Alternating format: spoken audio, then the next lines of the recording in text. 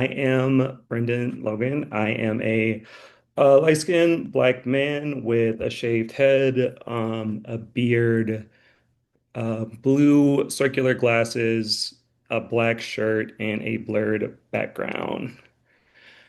And so I'm trying something different. I'm going to read from a collection of essays I'm working on entitled Fairy Tales.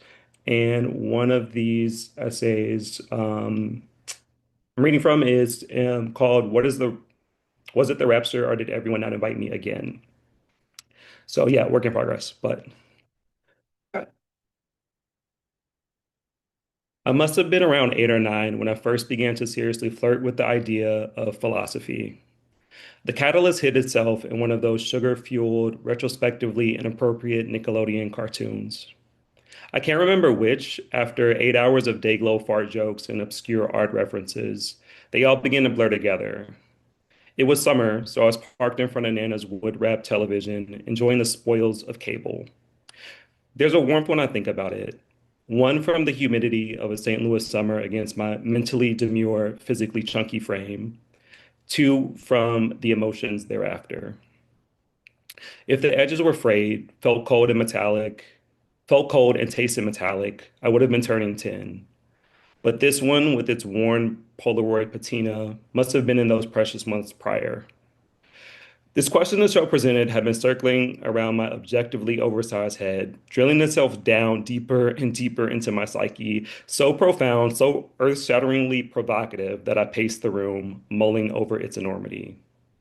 I no longer knew who I was, what I was, if I was, only that an answer would free me from this early onset existentialism. Nana, I asked over the mechanical whirl of a hand mixer. I inhaled, letting the words weights spill out of my mouth and onto the beige linoleum like some sort of philosophical great flood. What came first, the chicken or the egg? The mixer shut off. A steely chill ran down my spine.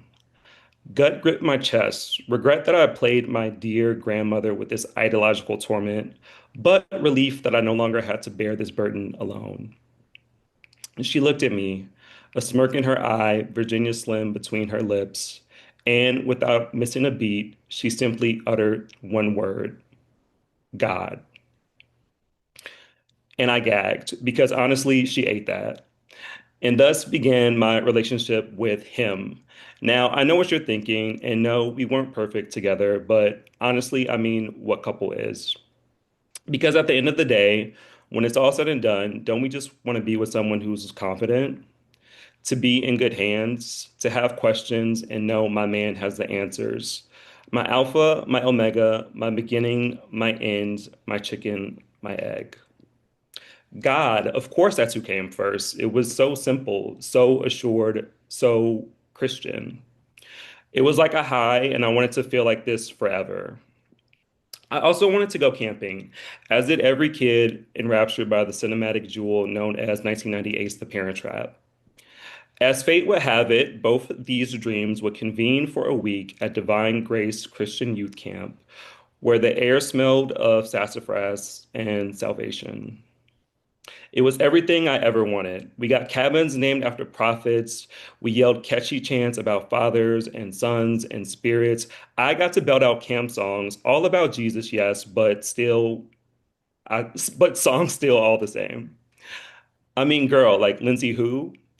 But somewhere between Bible, bingo, and crafting my third God's eye, things took a turn and my head began to hurt. Not just to hurt, but to pound. Like drumsticks, oh, like drumsticks thrashing against my temples from the inside. By the time I made it to the nurse's office, tears were in my eyes, streaming down my cheeks. She confronted me, telling me everything was going to be all right. Her words were just what I needed.